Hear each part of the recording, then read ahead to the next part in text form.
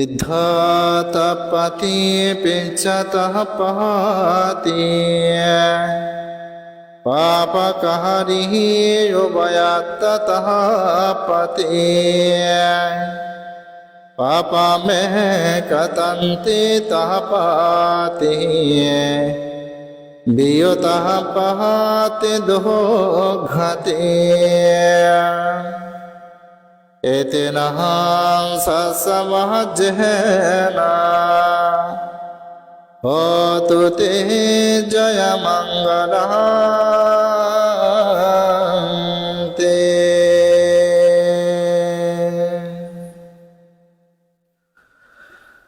যার সর্বপ্রথম সদ্ধর্মে দেশনা শুনে পঞ্চবর্গীয় ভিক্ষুদের মধ্যে অরহৎ কন্যান্য তথা 18 কোটি দেববানমার ধর্মচক্ষু উৎপন্ন হয়েছিল।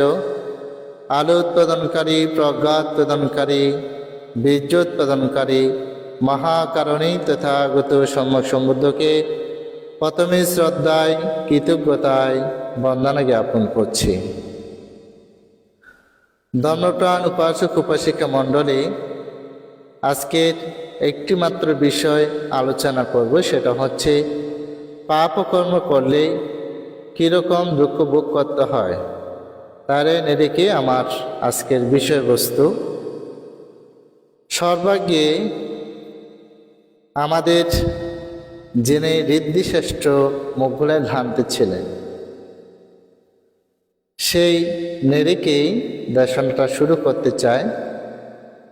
আমাদের মুঘলের ভ্রান্তি অতীত জন্মে মাকে অর্থাৎ ঢিল ছুঁড়ে মাথায় আঘাত করেছিল। এই আঘাতের কারণে, অতীতের কর্মের কারণে ভিক্ষু ধর্ম গ্রহণ করে অরহত্ব ফলে তিনি প্রতিষ্ঠিত হয়েছিলেন। অরহত্ব ফলে প্রতিষ্ঠিত হওয়ার ফলেও তিনি যখন ধ্যান করতেন তখনই ডাকাত আসত তাকে হত্যা করার জন্য। একবার আসলে তিনি সর্প হয়ে যেতেন, আরেকবার আসলে তিনি আকাশ মার্গে উড়ে যেতেন, আরেকবার আসলে তিনি মাটি ভেদ করে প্রবেশ করতেন। এভাবে করতে করতে একদিন তিনি চিন্তা করলেন, আমি ধ্যান সমাধি করি এখানে, কিন্তু ডাকাত কেন আমাকে বারবার হত্যা করার জন্য আসে? তখন তিনি বসে থাকলেন। ডাকাতেরা এসে বসে থেকে তিনি দিব্য চক্ষু জ্ঞানে দেখল অতীত জন্মে মাকে যে ঢিল ছুঁড়ে আঘাত করেছিল, এই আঘাতের কারণে এই জন্মে অরহৎ হওয়া সত্ত্বেও, সেই ঋদ্ধিশ্রেষ্ঠ হওয়া সত্ত্বেও কর্মফল থেকে তার থেকে রেহাই নেই। তখনই তিনি বসে ছিলেন। ডাকাতেরা তখন এসে তাকে এমনভাবে মাংস, তার শরীর থেকে মাংস কেটে টুকরা টুকরা করে ফেলেছিল। দেখা গেল অতীত জন্মে মাকে যে আঘাত করেছিল তার কর্মের বিপাক তার থেকে ভোগ করতে হয়েছে। আপনারা সকলে অবগত আছেন, চক্ষুপাল স্থবির তিনি অরহৎ হওয়ার সাথে সাথেই তার চোখ দুটি নষ্ট হয়েছিল। এটা একটি মাত্র কারণ, সেটা হচ্ছে অতীত জন্মে সে তার একটি নারীর প্রতি হিংসা ভাব উৎপন্ন হয়ে তার চোখ দুটির মধ্যে ওষুধ প্রয়োগ করেছিল। এই ওষুধ প্রয়োগ করার কারণে তার অরহৎ হওয়ার সত্ত্বেও তার চোখ দুটি নষ্ট হয়ে যায়। এটার একটি মাত্র কারণ, অতীত জন্মে সে কর্ম সৃষ্টি করেছেন বিদায় এই জন্মে তার থেকে সেই কর্মফলটা ভোগ করতে হয়েছে। এটার আলোকে বলা যায়, মানব জীবনে আপনি যেরকম কর্ম সৃষ্টি করবেন সেরকম কর্ম আপনার থেকে ভোগ করতে হবে। আমাদের চন্দ নামক একজন উপাসক ছিল। আজীবন তিনি পাপকর্ম করেছেন, অকুশল কর্ম তিনি সম্পাদন করেছিলেন। এই অকুশল অর্থাৎ প্রাণী হত্যা, আজীবন প্রাণী হত্যা করেছিলেন। সে যখন মৃত্যুশয্যায় শায়িত, ভগবান বুদ্ধ সেটা অবগত হলেন। তাকে উপলক্ষ করে গাথা ভাষণ করেছিলেন, ইদ্যা সুচ্ছাতি পেচ্ছা সুচ্ছাতি পাপাকারী উভয়ত্তা সুচ্ছাতি। পাপীগণ ইহ জীবনেও দুঃখ ভোগ করে, পরজীবনেও তারা দুঃখ ভোগ করে। সেজন্য মানুষ পাপ কর্ম করার সময় একটু চিন্তা করে না। মানুষ দ্বিধারে পাপকর্ম করে, আবার দ্বিধারে মানুষ পুণ্যকর্ম সম্পাদন করে। একটি হচ্ছে কায়োধার, বাক্যধার, মনোধার। ভগবান বুদ্ধ সমকালীন সময় এই বাক্যধারে যারা কর্ম করেছেন, মনোধারে যারা কর্ম করেছেন, কায়োধারে যারা কর্ম করেছেন, মৃত্যুর পরে তারা অবিচি নরকে পদার্পণ করেছেন। ভগবান বুদ্ধ জীবন্ত অবস্থায় 7 জন অবিচি নরকে গিয়েছেন। 7 জনের মধ্যে তারা হল দেবদত্ত, সিঞ্চা মানবিকা, কোকালিক বৃক্ষ, নন্দযক্ষ, সুপ্রবুদ্ধ এবং নন্দ নামক যুবক এবং রেবতী। এ 7 জন অবিচি নরকে পদার্পণ করেছিলেন, যাদের পাপকর্মের ফলে, যাদের জীবনে যে ভিক্ষু শ্রমণ থেকে শুরু করে অকথ্য ভাষা যারা ব্যবহার করে, মৃত্যুর পরেও না, ইহ জীবনে অনেক মানুষকে সেরকম ফলভোগ করতে দেখেছি। যেমন পরবশ সূত্র বুদ্ধ বলেছেন, ইয় সামানাং ব্রহ্মানাং আয়ম বাপ্পি বাণীবাক্ষাং মূসা বাদে না বাঞ্ছাতি তাং পারাবাপাত মোকাং। এটার অর্থটা হচ্ছে, কোনো উপাসক উপাসিকা যদি কোনো সমন ব্রাহ্মণকে মিথ্যা প্রবঞ্চনা, মিথ্যা কথা ভাষণ করে বলে, এভাবে প্রচার করে, তাহলে তারা জীবনে কখনো জয়লাভ করতে পারে না, তাদের জীবনে পরাজয় ঘটে। সেটা ভগবান বুদ্ধ পরবশ সূত্রে বলেছেন। তো যাদের জীবনে যে অবিচি নরকে গিয়েছেন, তাদের সারসংক্ষেপে আমি একটু বর্ণনা প্রদান করতে চাই। দেবদত্ত, তিনি কেন অবিচি নরকে গিয়েছেন? তিনি অবিচি নরকে যাওয়ার 3টি কারণ নিহিত রয়েছে। একটি কারণ হচ্ছে, তিনি ভগবান বুদ্ধকে ব্যবহার পর্বত থেকে বুদ্ধকে পাথর নিক্ষেপ করেছিল, কিন্তু সে পাথর খণ্ডে বিখণ্ড হয়ে সামান্য টুকরা ভগবান বুদ্ধের রক্তপাত হয়েছিল। তিনি প্রথম কর্মবিভাগ সৃষ্টি করেছেন। দ্বিতীয় কর্মবিভাগ তিনি সঙ্গভেদ করিয়েছিলেন। তৃতীয় যে কর্মটি করেছেন, তিনি নালাগির হস্তিকে মদ্যপান করে ভগবান বুদ্ধকে লেলিয়ে দিয়েছিল। এই কর্মের কারণে মৃত্যুর পরে তার থেকে অবিচি নরকে যেতে হয়েছিল। এবং দেখা যায় এই কর্মের কারণে অজস্র দুঃখ তিনি ভোগ করেছেন।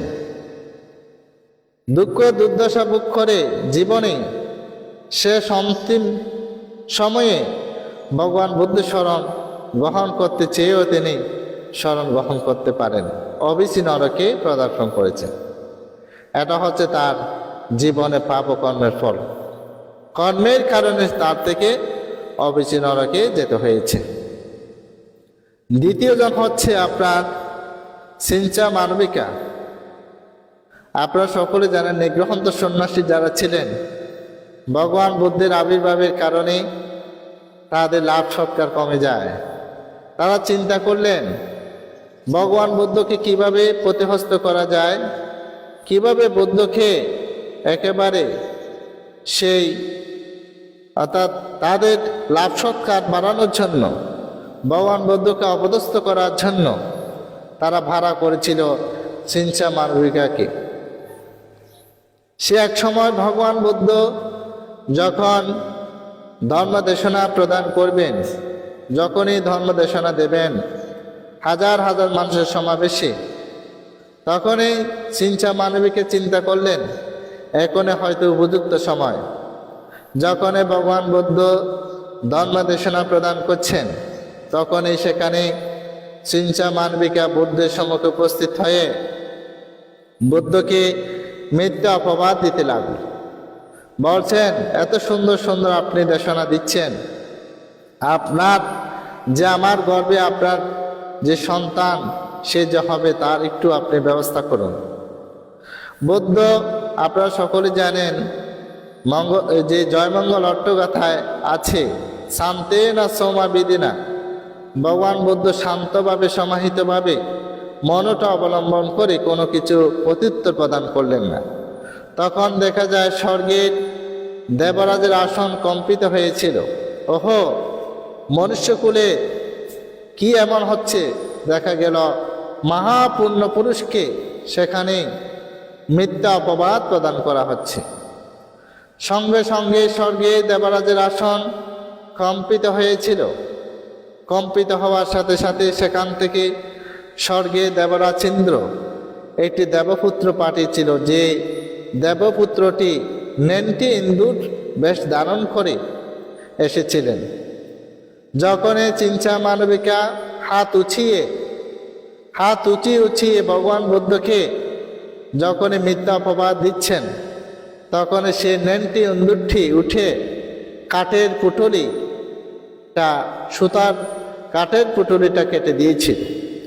দেওয়ার সাথে সাথে সেই অর্থাৎ কাঠটা পায়ে পড়ে রক্তাক্ত হয়েছিল। কান্নাকাটি করে হাওয়া করে যখনই দৌড়ে জীবনকে রক্ষা করার জন্য পালাচ্ছিল, তখন সেই জেতবন বিহার থেকে বাহিরে যেতে পারেনি। অগ্নে সংযোগ হয়ে জলে পড়ে সেই অবিচি নরকে পদার্পণ করেছিলেন। এটা হচ্ছে দ্বিতীয় জন যে পাপকর্মের ফলে অবিচি নরকে পদার্পণ করেছেন। তৃতীয় জন হচ্ছেন, আপনারা সকলে জানেন, আমাদের সিদ্ধার্থের, ভগবান বুদ্ধের না সিদ্ধার্থের যিনি শ্বশুর ছিলেন, এবং সিদ্ধার্থের যিনি মামা তিনি হচ্ছেন সুপ্রবুদ্ধ, তার তিনি ছিলেন শ্বশুর। ভগবান বুদ্ধকে কপিলাবস্তুতে পান করে এনে তাকে মিথ্যা অপবাদ এবং অকথ্য ভাষা তিনি ব্যবহার করেছিলেন। এই কর্মের কারণে, অকুশল বাক্যের কারণে, ভগবান বুদ্ধকে এই ধরনের আচরণের কারণে তার থেকে মৃত্যুবরণ করে অবিচি নরকে পদার্পণ করতে হয়েছিল। ধর্মপ্রাণ উপাসক উপাসিকা মণ্ডলী, দেখুন কর্মের বিপাক কীরকম মানুষকে ফল প্রদান করে। তৃতীয় জনের যে কথাটা বললাম সুপ্রবুদ্ধ, এই কর্মের কারণে, বাক্যের কর্মের কারণে তার থেকে অবিচি নরকে পদার্পণ করতে হয়েছিল। চতুর্থ জন হচ্ছে নন্দ যক্ষ। তিনি কেন অবিচি নরকে গিয়েছেন? আমাদের সারিপুত্র বান্তে যখন ধ্যান করছেন, ধ্যানে মগ্ন হলেন, ধ্যানে তিনি বসে আছেন, তখনই নন্দ নামক যক্ষ আকাশ মার্গে উড়ে যাচ্ছিল। এই আকাশ মার্গে উড়ে যেতে দেখে আমাদের সারিপুত্র বান্তে মণ্ডক মস্তক সম্পন্ন সারিপুত্র বান্তেকে দেখে তার মনের মধ্যে অকুশল ভাব উৎপন্ন হলো। অকুশল ভাব উৎপন্ন হয়ে চিন্তা করলেন তাকে মাথায় একটি আঘাত করি।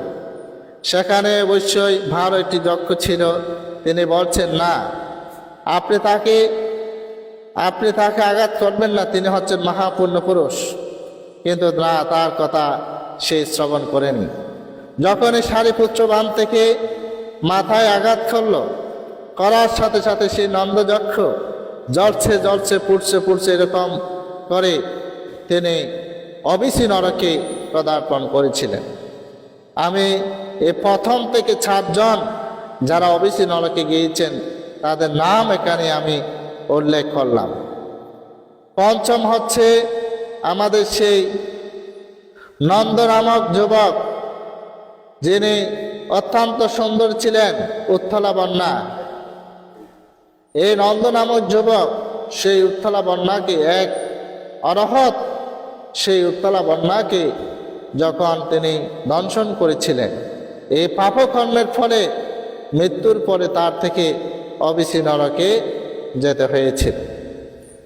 আরেকজন যিনি ছিলেন কোকালিক বৃক্ষ। এই কোকালিক বৃক্ষ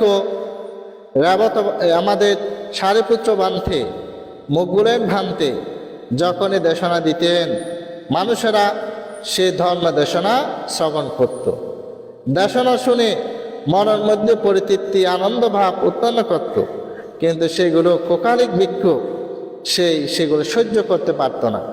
তখন বিভিন্ন স্থানে গিয়ে আমাদের সারিপুত্র বান্তে, মুগুলেন ভান্তের নামে মিথ্যা ধুরনাম রটনা করত।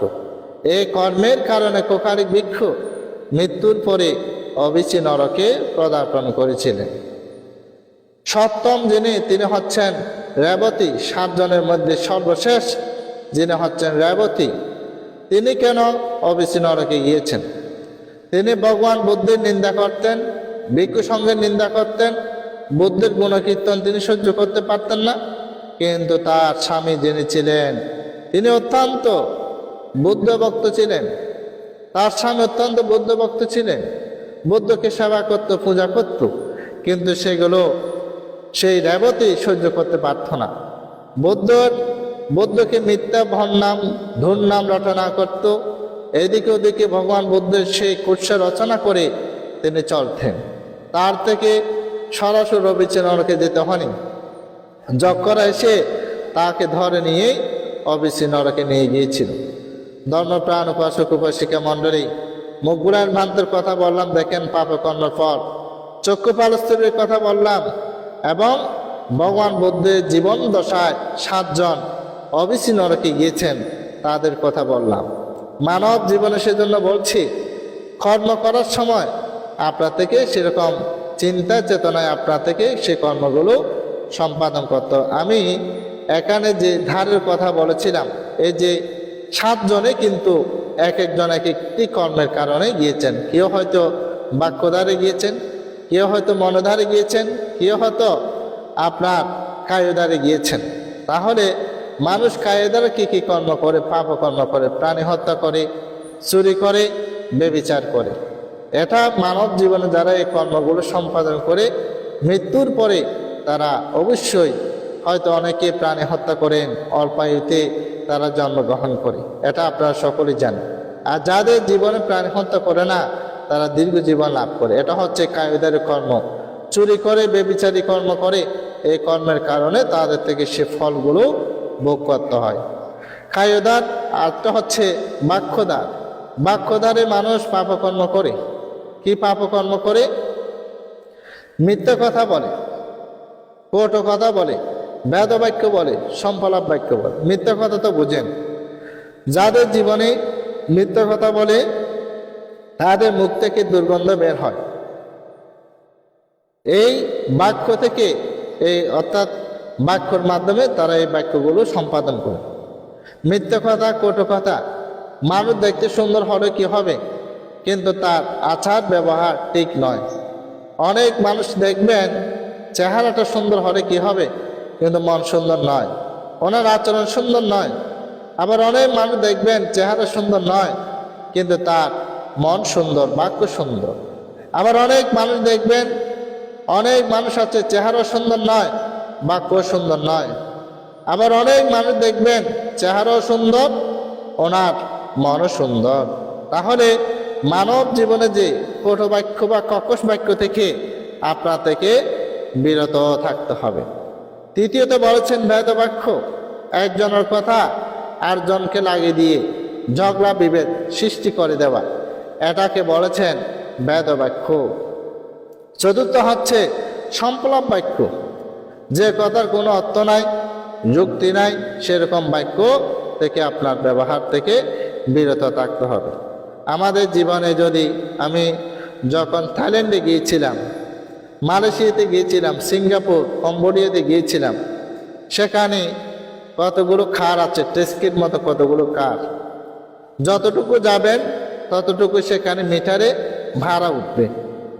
অর্থাৎ আপনি এয়ারপোর্টে গিয়েছেন, সেখানে মিটারে উঠেছে বা 50 রিঙ্গিত উঠেছে বা 10 রিঙ্গিত 20 রিঙ্গিত এভাবে উঠেছে। যত রিঙ্গিত উঠেছে তত রিঙ্গিত আপনার থেকে দিতে হবে। কিন্তু আমাদের জীবনে যদি মুখের পাশে যদি একটা মিটার থাকতো, তাহলে আমরা অযথা কোনো বাক্য ব্যবহার করতাম না। কেন করতাম না? যত কথা আপনি বলবেন, কথা বলার সাথে সাথে টাকা উঠে যাবে, সে ভয়ে আমরা কিন্তু কথা সংযম করতাম। এখন তার বাক্য সংযম নাই, যে যেভাবে পারে সেভাবে কথাবার্তাগুলো বলে। সেজন্য বুদ্ধ বলেছেন বাক্য সংযম করুন। এই বাক্য দ্বারা এই বাক্যগুলো মানুষ সম্পাদন করে থাকে বা বলে থাকেন। তৃতীয়ত হচ্ছে মনোধারে মানুষ পাপকর্ম করে, অকুশল কর্ম সম্পাদন করে। দেখবেন অপরকে কিভাবে অনিষ্ট করা যায়, অপরকে কিভাবে ধ্বংস করা যায়। আমাদের সবচেয়ে গুরুত্বপূর্ণ যে বিষয়টা সেটা হচ্ছে মানুষের জীবনে মনের দ্বারা মানুষ অনেক কিছু অর্থাৎ মাতা পিতা যতটুকু উপকার করতে পারে না, এই সত্য নিবিষ্ট চিত্ত আপনার বেশি উপকার করে। আবার এই চিত্ত যতটুকু ক্ষতি করতে পারে আর কেউ পারে না। অর্থাৎ মানুষের জীবনে অপর অনিষ্ট করা, অপরকে ধ্বংস করা, অপরের সুখী না হওয়া এবং হিংসা বিদ্বেষে জলে পড়ে মরা, এই মনের মাধ্যমে এগুলো কি হয়? সৃষ্টি হয়। সেজন্য বলেছেন অকুশল যদি মনের মধ্যে উৎপন্ন হয় সেগুলো ত্যাগ করার জন্য বলেছেন। কুশল যদি উৎপন্ন হয় সেগুলো কি করতে বলেছেন? উৎপন্ন আরো করতে বলেছেন। সেজন্য মনে দ্বারা মানুষ কি করে? পাপকর্ম সম্পাদন করে। সেজন্য ধর্মপ্রাণ উপাসক উপাসিকা মণ্ডলী ভগবান বুদ্ধ সমকালীন আরো 3টি ঘটনা এখানে উপস্থাপন করতে চায়।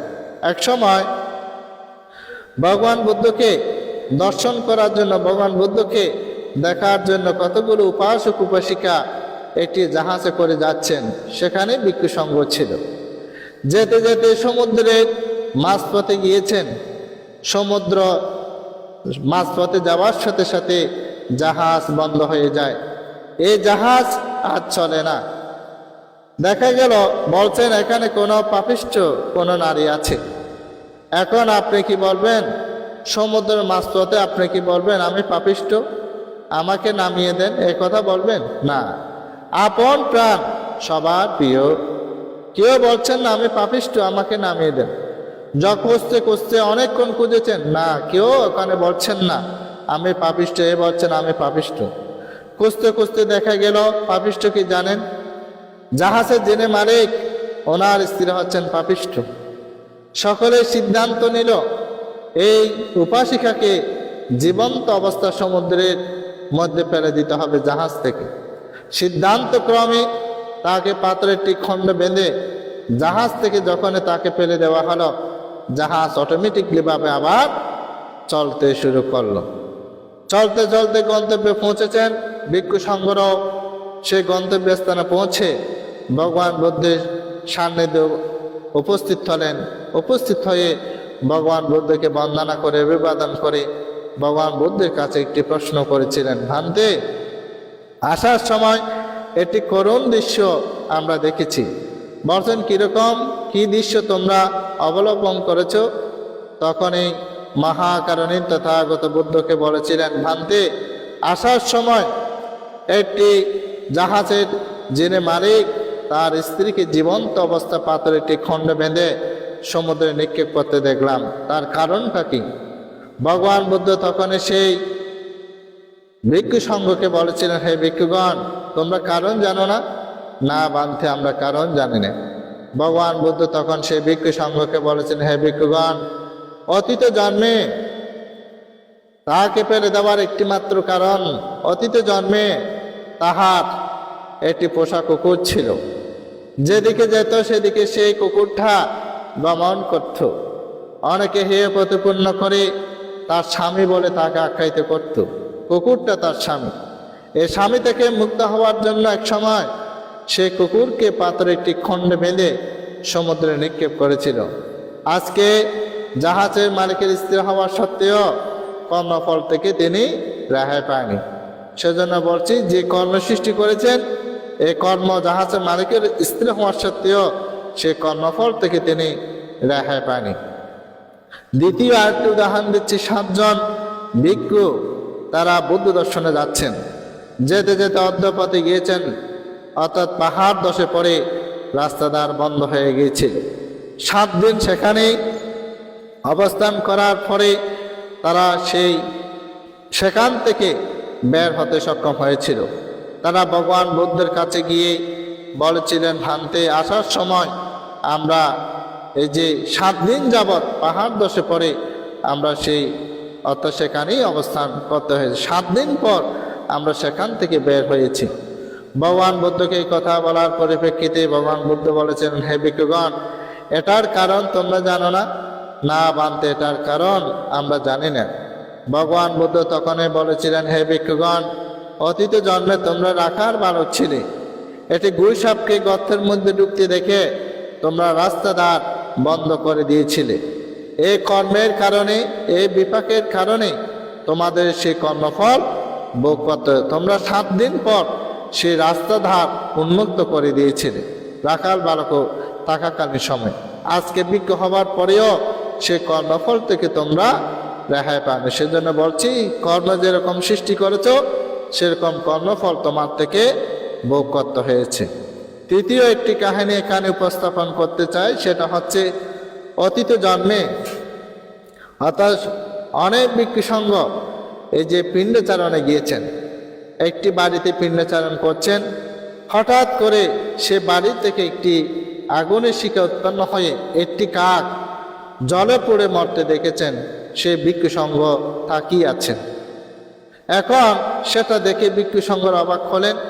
পিণ্ডচারণ শেষে যাতবন বিহারে গিয়ে ভগবান বুদ্ধকে বলছেন, ভান্তে, আমরা যখনই পিণ্ডচারণ করছিলাম তখনই হঠাৎ করে সেই ঘর থেকে একটি আগুনের শিখা উৎপন্ন হয়ে একটি কাক জলে পড়ে মরতে দেখলাম, তার কারণটা কি? ভগবান বুদ্ধ তখনই বলেছিলেন, হে ভিক্ষুগণ, অতীত জন্মে সেই অনেক গরুর মালিক ছিল। একটি গরু কোনো কাজে নয় বিদায় তাকে খের কোটা একত্রিত করে জীবন্ত অবস্থা তাকে জলে পড়ে মেরেছিল। সেই কর্মের কারণে 549 বার তাকে তির্যক খুলে এভাবে জলে পড়ে মরতে হয়েছে। এখন তার শেষ অন্তিম পোড়া আজকে তার 550 বার পূর্ণতা হয়েছে। ধর্মপ্রাণ উপাসক উপাসিকা মণ্ডলী, একবার মাত্র শুধু প্রাণী হত্যা করেছেন, এই কর্মের কারণে তাকে 550 বার পড়তে হয়েছে। সেজন্য পাপকর্ম করার সময় চিন্তা চেতনা করে করবেন। কায়ের দ্বারা কোনো পাপ করবেন না, বাক্য দ্বারা কোনো পাপ করবেন না, মন দ্বারা কোনো পাপ কর্ম সম্পাদন করবে না। এই চিন্তা চেতনা পোষণ করে আপনাদের জীবন এই পাপকর্ম থেকে যেন আপনারা বিরত থাকেন। আমরা প্রায় সময় এখন প্রায় বিহারে বলুন, বিভিন্ন গ্রামে বলুন, এখন সিসি ক্যামেরা এসেছে। তো মানুষ পাপ কর্ম করতে গেলে, কোনো কাজ করতে গেলে কোনো সিসি ক্যামেরাতে সব কিছু উঠে যায়। এটার বয়ে মানুষ অর্থাৎ চুরি থেকে, বিভিন্ন কর্ম থেকে বিরত থাকে, ওখানে উঠে যাবে বিদে। আপনি যে কায়দারে বাক্যদারে মনদারে যে পাপগুলো করছেন সেগুলো যে উঠে যাচ্ছে, সেগুলো আপনি কল্পনা করতে পারছেন না। অর্থাৎ সিসি ক্যামেরাকে যেভাবে ভয় করেন ওখানে উঠে যাবে, এগুলো এই কর্ম করলে তদ্রূপভাবে মনকে এভাবে বুঝুন যে পাপকর্ম করলে আমার থেকে সেই কর্মের ফল ভোগ করতে হবে। এই কর্মের ফল কেউ ভোগ করতে, সেজন্য কর্মের বিভঙ্গ সূত্রে আছে, কাম্মাসাকা মানবসত্তা, কাম্মা দায়াদা, কাম্মায়নি, কাম্মা বন্ধু, কাম্মা পাটিসেরানা, ইয়াং কাম্মাঙ্কারী স্বামী, কল্যাণাং বা পাপাকাং তাৎসা দায়দ ভাবিষ্যতি। যে যেরকম কর্ম সম্পাদন করবে, কল্যাণ হলে কল্যাণ, অকল্যাণ হলে অকল্যাণ, পাপ হলে পাপ, পুণ্য হলে পুণ্য, তাহলে আপনার থেকে সেই ধারাবাহিকতায় কর্মফলগুলো ভোগ করতে হবে। যাই হোক, দেশনাকে আর বিলম্বিত না করে আজকে যে আমি বিষয়ভিত্তিক আকারে পাপ কর্মের যে উদাহরণটুকু আপনাদের সম্মুখে উপস্থাপন করেছি, এই পাপ কর্ম থেকে আপনারা বিরত থাকবেন, কুশল কর্ম সম্পাদন করবেন। কুশলে আমাদের জীবনে একমাত্র পাথেয়, অর্থাৎ পাথেয় বলতে আপনি যখন মৃত্যুবরণ করবেন আপনার সাথে কোনো সম্পদ যাবে না, আপনার সাথে শুধু দুইটা জিনিস গমন করবে, পুণ্য পাপা ফলক পদা, পুণ্য এবং পাপ ব্যতীত আপনার সাথে কোনো কিছু যাবে না। তাহলে জীবনকে পূর্ণ আলোকে উদ্ভাসিত করুন, সে শুভকামনা করে জগতের সকল প্রাণীর সুখ শান্তি কামনা করে আজকের মতন যে পাপ ও বিষয়ে ধর্মদেশনা এখানে শেষ করলাম। সাব্বে সত্তা সুখিত হন্তু, জগতের সকল প্রাণ সুখী হোক, দুঃখ থেকে মুক্তি লাভ করো।